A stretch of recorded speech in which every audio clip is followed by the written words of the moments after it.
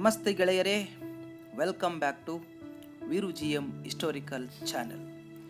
ಇಂದಿನ ನಮ್ಮ ಭೇಟಿ ಕಲ್ಲೇಶ್ವರ ಸ್ವಾಮಿ ದೇವಾಲಯ, ವಿಜಯನಗರ ಜಿಲ್ಲೆ, ಕೊಟ್ಟೂರು ತಾಲೂಕು, ಅಂಬಳಿ ಗ್ರಾಮ. ಶಾಸನಗಳಲ್ಲಿ ಕಲಿದೇವ ಎಂದು ಕರೆಯಲ್ಪಡುವ ಈ ಶಿವ ದೇವಾಲಯವು ಕ್ರಿಸ್ತಶಕ 12ನೇ ಶತಮಾನಕ್ಕೆ ಸೇರಿತ್ತು. ಕಲ್ಯಾಣಿ ಚಾಲುಕ್ಯರ ತ್ರಿಭುವನ ಮಲ್ಲನ ಕಾಲದಲ್ಲಿ ನಿರ್ಮಿತವಾಗಿದೆ. ಪೂರ್ವ ಅಭಿಮುಖವಾಗಿರುವ ಈ ದೇವಾಲಯವು ತಲವಿನ್ಯಾಸದಲ್ಲಿ ಒಂದು ಗರ್ಭಗೃಹ, ಅಂತರಾಳ, ಮಹಾಮಂಟಪವನ್ನು ಒಳಗೊಂಡಿದೆ. ಮಹಾಮಂಟಪದ ಉತ್ತರ, ದಕ್ಷಿಣ ಮತ್ತು ಪೂರ್ವ ದಿಕ್ಕಿನಲ್ಲಿ ಮುಖಮಂಟಪವಿದೆ. ಔನ್ನತ್ಯದಲ್ಲಿ ಈ ದೇಗುಲವು ಗರ್ಭಗೃಹ ಭಾಗದಲ್ಲಿ ಅಧಿಷ್ಠಾನ ಮಟ್ಟದಲ್ಲಿ ಉಪಾನ, ಪಾದ, ಅಧೋಪದ್ಮ, ತ್ರಿಪಟ್ಟ ಕುಮುದ ಮತ್ತು ಪಟ್ಟಿಕೆಯುಳ್ಳ ಒಂದು ಅಧೋಪದ್ಮ ಸ್ವರಗಳನ್ನು ಹೊಂದಿದೆ. ಅಧೋಪದ್ಯ ಸ್ವರವು ಅಲಂಕೃತವಾಗಿದ್ದು ಸೂಕ್ಷ್ಮ ಆಕೃತಿಯ ಸಿಂಹಗಳ ಚಿತ್ರವನ್ನು ಒಳಗೊಂಡಿದೆ. ಈ ಸ್ವರದ ಮೇಲ್ಭಾಗದಲ್ಲಿರುವ ಪಟ್ಟಿಕಾ ಸ್ವರದಲ್ಲಿನ ಮುತ್ತಿನ ಸರಮಾಲೆಗಳನ್ನು ಹಿಡಿದಿರುವ ಕಾಲ್ಪನಿಕ ಮಕರ ಪ್ರಾಣಿಗಳ ಚಿತ್ರವಿದೆ. ಗರ್ಭಗೃಹದ ಅಧಿಷ್ಠಾನ ಮತ್ತು ಅದನ್ನು ಆವರಿಸಿ ನಿಂತಿರುವ ಭಿತ್ತಿಯು ತಾಂತ್ರಿಕವಾಗಿ ಮಂಚಬಂಧ ಶೈಲಿಯಲ್ಲಿದ್ದು ರಥ, ಅನುರಥ ಮತ್ತು ಪ್ರತಿಪಥ ಕೋನಗಳನ್ನು ಹೊಂದಿದೆ. ಗರ್ಭಗೃಹ ಉತ್ತರ, ದಕ್ಷಿಣ ಹಾಗೂ ಪಶ್ಚಿಮದ ಗೋಡೆಗಳಲ್ಲಿ ಅಲಂಕೃತ ದೇವಕೋಷ್ಠಗಳಿವೆ. ಈಗ ನೀವು ನೋಡ್ತಾ ಇರುವುದು ದೇವಸ್ಥಾನದ ಹೊರಭಾಗದ ಮಂಚಬಂಧ ಶೈಲಿಯ ಗರ್ಭಗೃಹದ ಆಕೃತಿ.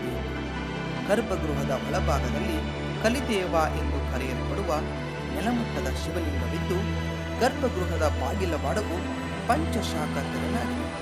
ಮೇಲ್ಭಾಗದ ಲಲಾಟದಲ್ಲಿ ಸೂಕ್ಷ್ಮವಾಗಿ ಸುಂದರವಾಗಿ ಚಿತ್ರಿಸಲ್ಪಟ್ಟ ಗಜಲಕ್ಷ್ಮಿಯ ಚಿತ್ರಣವಿದೆ. ಇದು ನೀವು ನೋಡುತ್ತಿರುವುದು ಕಂಬಗಳ ಹೊರನೋಟದ ಕೆತ್ತನೆ. ಇದು ಗರ್ಭಗುಡಿಯ ಹೊರಭಾಗದ ಮಂಚಬಂಧ ಶೈಲಿಯ ಒಂದು ಆಕೃತಿ. ಅತ್ಯಂತ ಅದ್ಭುತವಾದ ಕುಸುರಿ ಕೆಲಸವನ್ನು ಅಂದಿನ